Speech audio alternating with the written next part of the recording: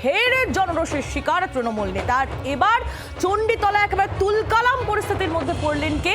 কল্যাণ বন্দ্যোপাধ্যায়। চণ্ডীতলা থানায় তার ডেপুটেশন জমা দিতে যাওয়ার সময় কল্যাণ বন্দ্যোপাধ্যায়কে ঘিরে কালো পতাকা দেখানো হয়, চোর চোর স্লোগান দেওয়া হয়, দূর থেকে ঢিল ছোড়া হয়, তার মাথায় লাগে, মাথা ফাটে বলে তার দাবি।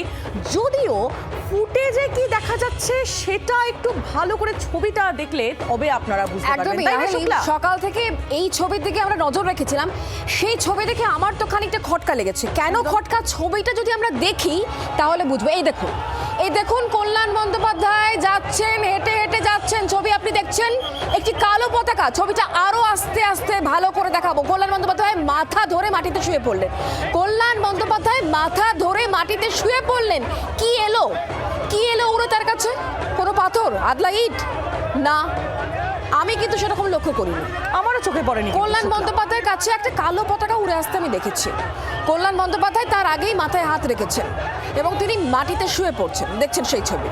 কল্যাণ বন্দ্যোপাধ্যায়ের কাছে কোনো রকম ইট পাথর ছুঁড়ে কিন্তু আসেনি। ছবিতে পরিষ্কার। আমি ছবিটা আরও একবার দেখাতে বলবো। কল্যাণ বন্দ্যোপাধ্যায় যখন হাঁটছেন, কল্যাণ বন্দ্যোপাধ্যায় হাঁটছেন কল্যাণ বন্দ্যোপাধ্যায় হাঁটছেন, তিনি এগোচ্ছেন, মাথায় হাত।